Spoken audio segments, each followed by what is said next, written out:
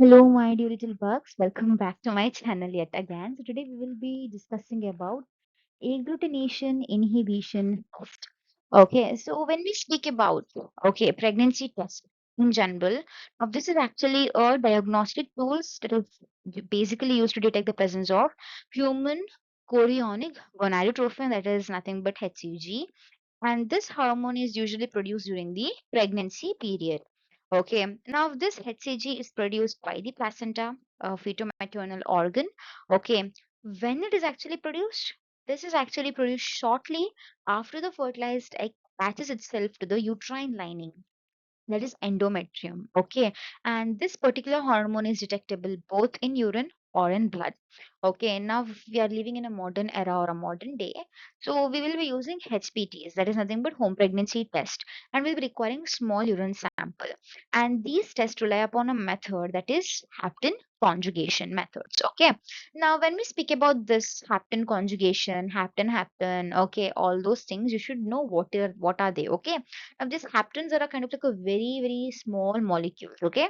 Now, these molecules, okay, when attached itself or when they get conjugated itself to a larger protein molecules or a carrier molecules, they will be actually eliciting the immune response. Okay, so why we're using Hapten in a kind of like a pregnancy test? Okay. Now, when we say pregnancy test over here, we'll be using Hapten conjugate method.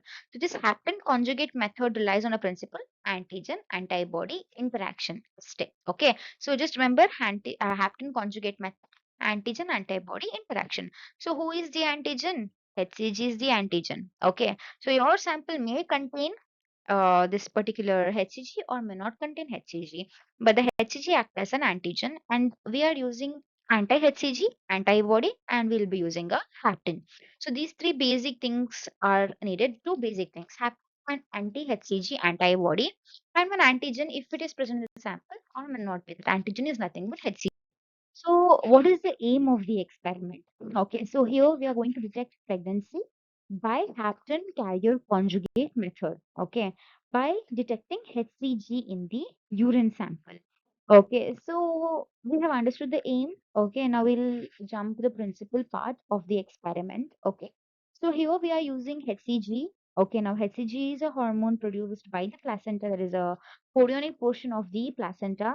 If there is a presence of HCG, okay, we'll start ulta. We'll just imagine that if the sample doesn't contain HCG, okay, so the antibody what we're using, it forms a visible clump with the HCG-carrier conjugate, indicating that individual is not pregnant.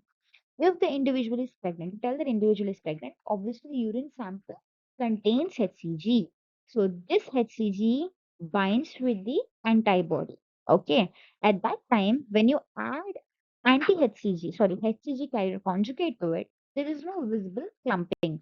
So if there is no visible clumping, pregnant. If there is visible clumping, not pregnant. We'll understand this via diagram. Okay. Before that, we'll understand what are the requirements. I'll be just listing here. We'll be requiring reagent one. I'll be in the video. I'll be telling reagent one, reagent two. Just remember, reagent one is anti-HCG antibody. Reagent two is HCG carrier conjugate. We'll be requiring urine sample, glass slide. Okay, the concave glass slides will be requiring. Okay, with the two recessive wells. Okay, and we'll be requiring two so let us understand this particular experiment, okay, via using diagram.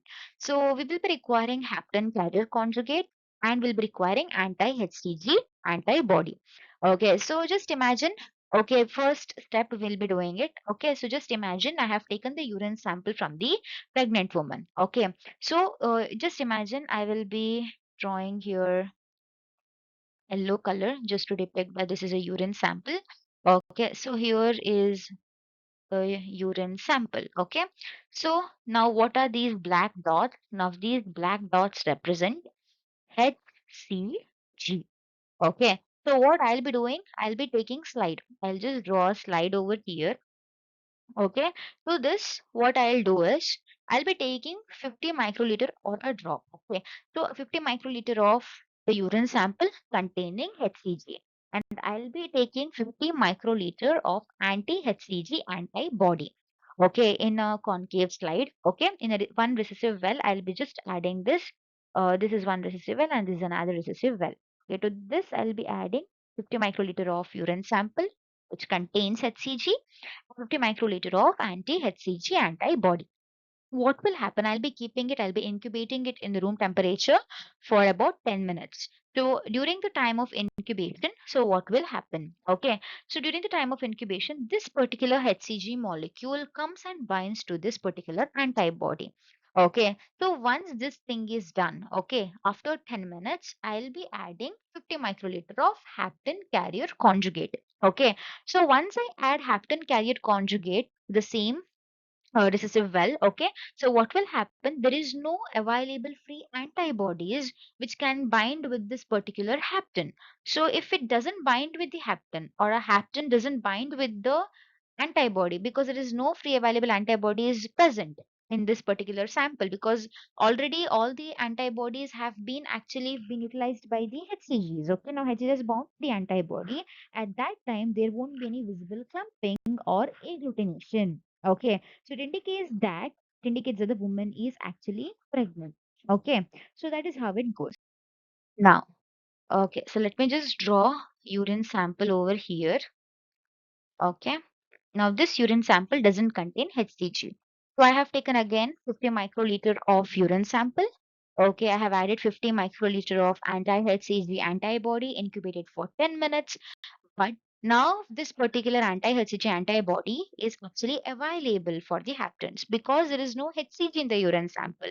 So after 10 minutes, when I add 50 microliter of the hapten, okay, this hapten interacts with the antibody and they form a visible clumping or agglutination is available or seen. Okay, so if there is visual clumping, if there is agglutination, okay, the woman is not pregnant.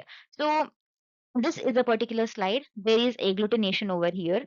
So the reaction is positive, but she is not pregnant. Okay.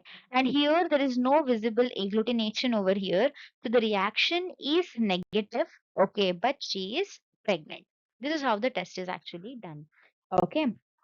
So what is the basic advantage of this particular agglutination inhibition test? Okay, it's actually very much simple to use, straightforward test. Okay, there is no requirement of complex machineries over here. Rapid results, it's actually seen in a shorter period. You will be getting a kind of like good results, both which can be used in clinical as well as home testing and all those stuff. Okay, okay, and no need of kind of like radioactivity and all those things like radioimmunoassays and all those things are not required over here. Basic disadvantages. Okay. Sensitivity. Okay, sometimes what will happen is some early versions, okay, of the test, they were actually kind of like less sensitive to the modern methods. Okay, so it would have been kind of like it could lead to the false negatives if HCG levels are very much kind of like in the low. And then we'll be getting false negative results and all those things. Okay, so the basic limitations. Now I'll be showing you the proper like video, okay, or demonstrated video how to perform this particular experiment. Thank you. Okay, so let us begin with the experiment. So I have taken here sample 1. Now this is sample 1. Okay, and next to it I have kept sample 2. Next to it I have kept reagent 1, that is nothing but anti-HCG antibody, and next to it I have kept reagent 2, that is HCG-carrier conjugate. Okay, the other requirements we will be needing, okay, is the concave slide. Okay, in the each recessed well I will be adding sample 1 and sample 2 and reagent 1 and reagent 2 respectively in each recessed well on the depression of the concave slide. Then we'll be requiring micropipette and micro tips, okay, and one empty beaker. Okay, so these are the basic requirements for the test along with the toothpick. So I'll be taking 50 microliter of sample 1. To that I'll be adding 50 microliter of reagent 1 and 50 microliter of reagent 2. The same way I will be adding 50 microliter of sample 2 in the another recessed well, okay, of the concave slide along with 50 microliter each reagent 1 and reagent 2, and I'll be mixing it with the help of toothpick. Okay, then I'll be interpreting the result.